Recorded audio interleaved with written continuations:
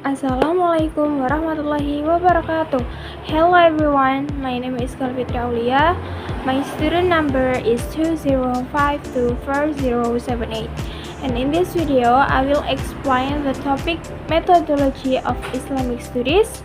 And the purpose of this video is to provide a brief interview of the main concepts of the methodology of Islamic studies, and in this video I will discuss 13 important topics related to this subject, and I hope this video will help you better understand how Islam can be studied systematically, scientifically, and comprehensively. And now, let's begin with the first topic. The first topic is Introduction to the Methodology of Islamic Studies. The methodology of Islamic studies is the study of methods and approach used to understand Islam in systematic and scientific way. It helps us learn Islam teachings based on the Quran and Hadith, while also considering historical, social, cultural, and contemporary contexts. Learning Islam is not only about reading a religion text literally. We also need to understand the background, purpose, and the context of those teachings so that we can apply them correctly in daily life. This methodology also helps us distinguish between normative Islam, which refers to the original teachings found in the Quran and Hadith, and historical Islam, which refers to how Muslims have practiced and interpreted those things throughout history.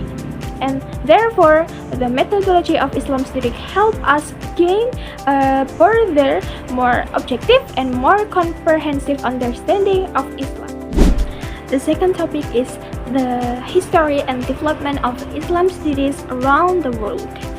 Islam studies began during the time of Prophet Muhammad, peace be upon him, when he taught the Quran and Islamic values to his companions.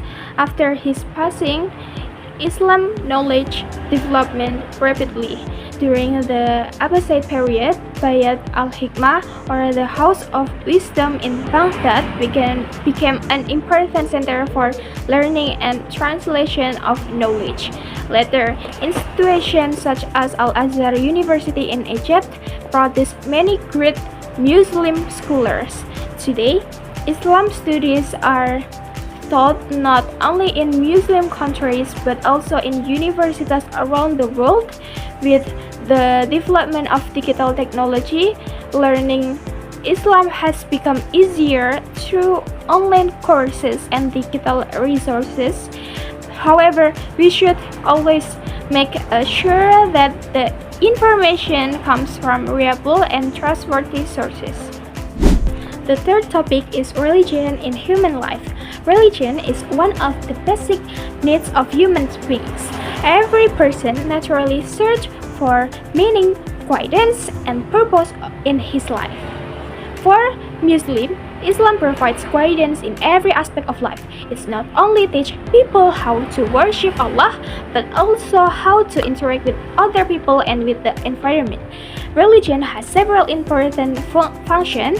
First, it serves as a guidance that helps people distinguish between right and wrong. Second is teach moral values such as honesty, kindness, responsibility, and respect for others. Third, religion helps create social harmony by encouraging justice, cooperation, and mutual respect within society. Finally, religion gives people peace of mind and spiritual strength, and especially when they face difficulties or challenges in life. Therefore, religion plays an important role in helping people live meaningful, balanced, and responsible life. The fourth topic is characteristic and dimension of Islam teachings. Islam is universal religion, which means its teachings are relevant for all people at all time and all place. Islam is also comprehensive because it covers every aspect of human lives. It doesn't only discuss worship but also education, family life, economics, politics, and social relationship and ethics. Islam teachings have three main dimensions. The first is Aqidah, which refers to faith and belief in Allah and the pillars of faith. The second is Sharia, which includes the rules and guidance that regulate human life and worship. And the third is Akhlaq, which refers to good character and moral behavior. These three dimensions are closely connected, where faith should lead be proper worship and good character. Together, they help Muslims become better individuals and contribute positively to society. The fifth topic is Islamic as a cultural phenomenon. Besides being a religion, Islam can also be understood as a cultural phenomenon because Islamic values influence many aspects of people's daily life. For example, Islamic values can be seen in architecture, traditional clothing, arts, education, literature, and social tradition. Although Muslim communities around the world have different cultural, they all share the same fundamental Islamic values. In Indonesia, for example, Islamic tradition often blend with local customs as long as these traditions do not contradict the teaching of Islam. Studying Islam through a cultural perspective helps us understand how Islam spread peacefully and adapts to different societies while maintaining its core principles. This approach also shows that Islam is flexible in dealing with cultural differences without changing its essential teachings. The sixth topic is methods in Islamic studies.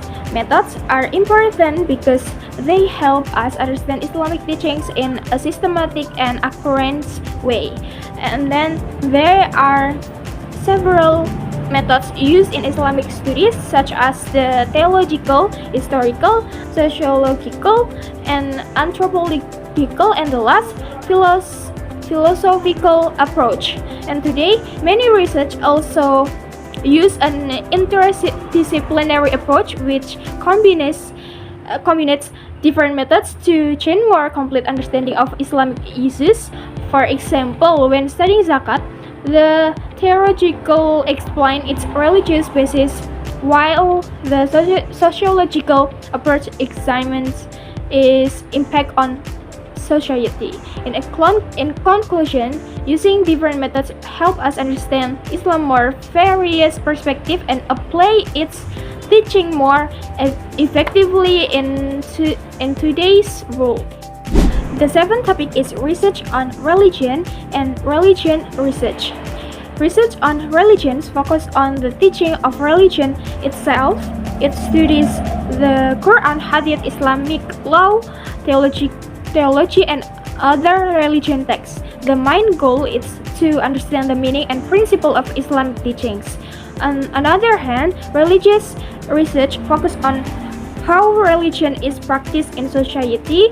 It studies people, religion's behavior, religion communicates, tradition, and the influence of religion on social life. For example, studying the meaning of verses about zakat is considered research on religion.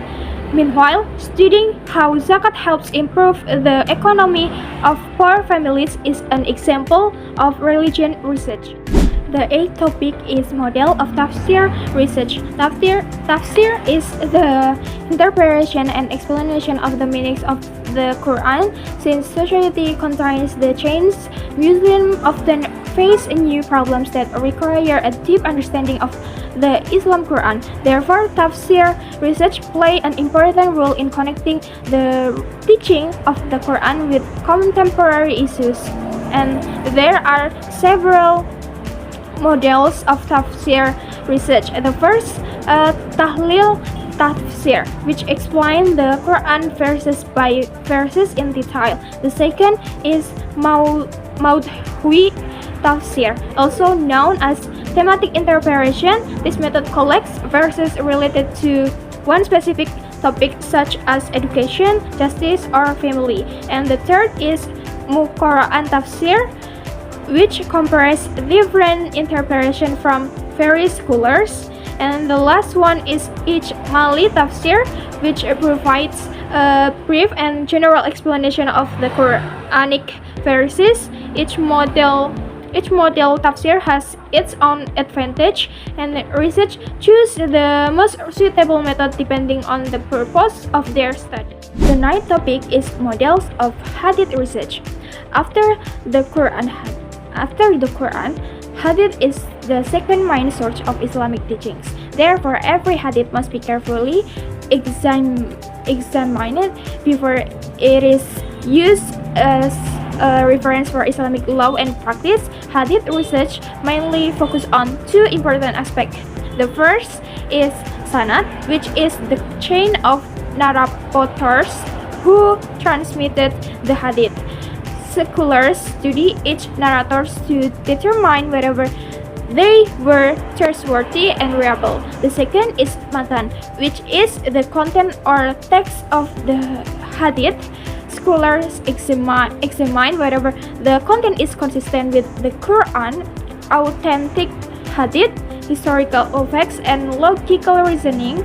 Based on these studies, hadith can be classified into different categories such as sahih, hasan, and da'if. The 10th topic is Ijtihad as a source and method of Islamic studies. Ijtihad is the process of finding Islamic rulings for issues that are not clearly explained in the Quran or Hadith.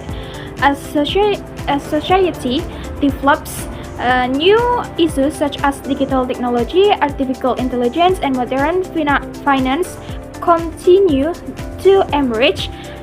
To address these issues, qualified scholars use methods such as ijma and qiyas while remaining guided by Islamic participles.